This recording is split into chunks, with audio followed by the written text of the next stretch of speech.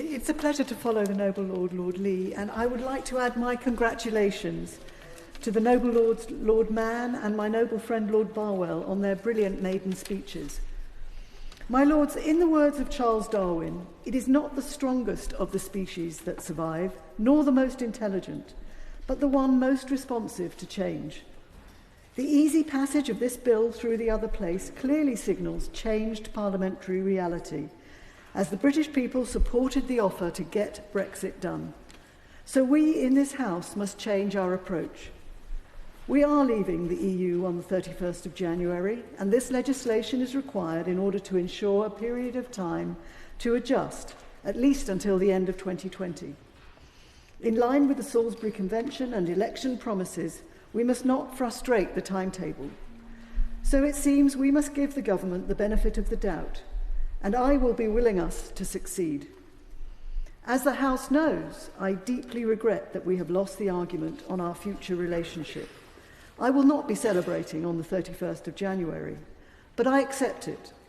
In line with Martin Luther King's wise observation, we must accept finite disappointment, but live in infinite hope.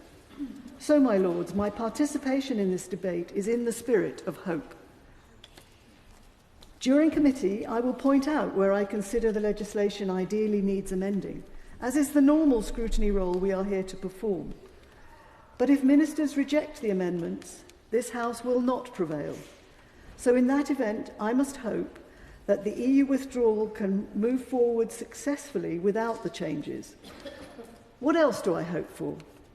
I hope the Brexit ushered in by this bill will not disappoint those who voted for it, and the application processes for settled status will not cause distress to EU citizens living and working in the UK. And I hope Brexit will not undermine UK manufacturing success or jeopardise jobs that depend on our integrated supply chains. I hope, in line with so many pre-election assurances, it will not mean a border down the Irish Sea or threaten the unity of our United Kingdom. As the Right Reverend Prelate, the Bishop of Leeds, and other noble lords so powerfully expressed, I hope too that this legislation will not lead to a sidelining of parliamentary scrutiny, with the Joint Committee and ministers overriding Parliament, nor to a no-deal Brexit at the end of 2020 for want of allowing time to conclude the complex negotiations about our future relationship.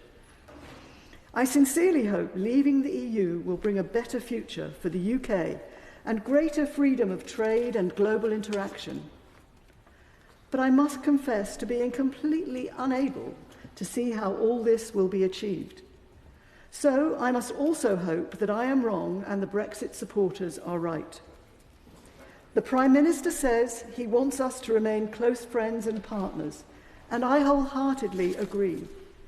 Let us hope we can continue to live in peace on our continent, as we have done for so long since last century's devastating wars and troubles.